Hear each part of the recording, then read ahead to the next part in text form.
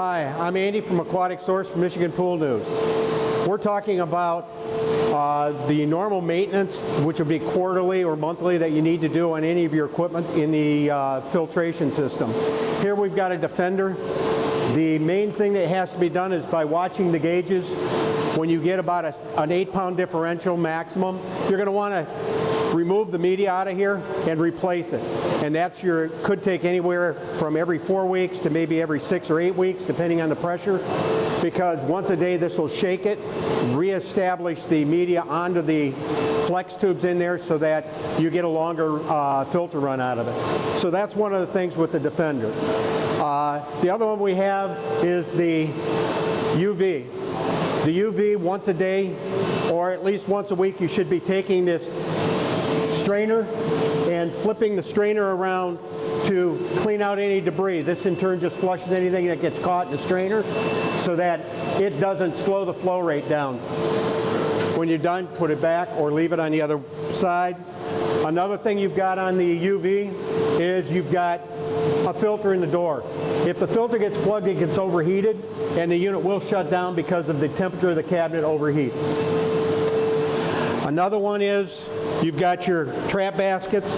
You've got to take and make sure your trap baskets are clean. You've got a spare on hand for the health department, and the O-rings and the lids aren't leaking.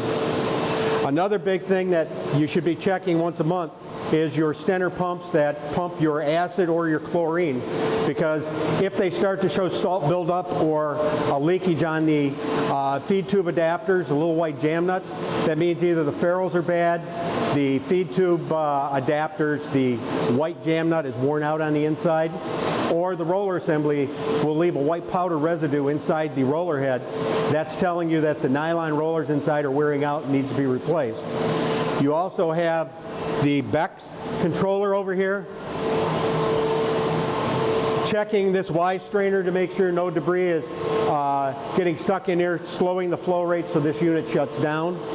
Also, it could be every couple of months or every 6 months, pulling out the probes, cleaning the probes, also cleaning the CP1 chlorine part per million, or the true part per million probe, by replacing the beads and cleaning that. You also have the next gen once a month, cleaning the stack on this next gen, which is making the chlorine here. This one's done by hooking up a cleaning solution with an automatic pump that ties into the unit and going through a cleaning solution program. It in turn clears out the unit of any chlorine.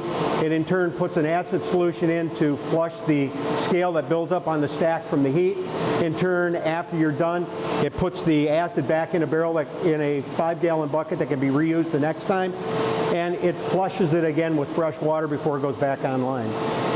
This is Andy from Michigan Pool News and Aquatic Source. Thank you.